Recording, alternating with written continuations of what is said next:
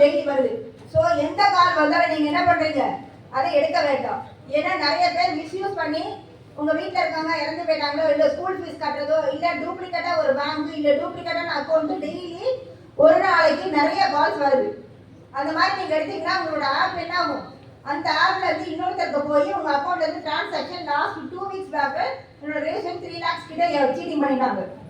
அவங்க யார் என்னன்னு தெரியல, நீங்க பாத்ரூம் போவாதீங்க, ரெஸ்ட் ரூம் போவாதீங்க, உங்களை மிரட்டிடுவேன் அப்படி இப்படின்னு சொல்லி 3 லட்சம் ரூபாய் எடுத்துட்டாங்க. ஸோ டெய்லி கால்ஸ் நம்மளோட ஃபோன்ல இருந்து நிறைய ஆப் டவுன்லோட் ஆகிட்டு இருக்கு. அதனால அதனோட கான்டாக்ட் நம்பர் 1930 1930 இந்த நம்பரை உங்க மைண்ட் செட்டப்ல ஏற்றிக்கோங்க. ஈவன் ஒரு காலேஜ் ஃப்ரெண்டு ஏதோ ஆயிடுச்சு, இல்லை பிரின்சிபால் கூப்பிடுறாங்க, இல்லை ஒரு மதர் ஃபாதர், இல்லை சிஸ்டர்ஸ் யாருக்காவது உடம்பு சரியில்லை அப்படின்னு சொல்லி நிறைய கால்ஸ் இப்போ ரொட்டீனா ஒரு நாளைக்கு பர் டே உங்களோட ஆதார் கார்டு நம்பர் எல்லா பேங்க்ல இருந்தும் ஆட்டோமேட்டிக்காக தெரியும். இது ரொட்டீனா வரதுனால அந்த ஆதார் கார்டை முடிச்சு இது உங்கள் நம்பர் தானே, நீங்கள் தானே ஃபைனான்ஸ் பண்ணீங்க, நீங்கள் தானே வீடு கட்டினீங்க, நீங்கள் தானே டாக்குமெண்ட்ஸ் பண்ணீங்க அப்படின்னு சொல்லி அந்த மாதிரியான டூப்ளிகேட்டான கால்ஸோ இல்லை டூப்ளிகேட்டான பேங்க்ஸோ அந்த மாதிரி நிறைய கால்ஸ் நமக்கு வருது இப்போ. அதனால அந்த மாதிரி கால்ஸ் வரும்போது தயவுசெய்து அது மாதிரி ஏமாந்துடாதீங்க.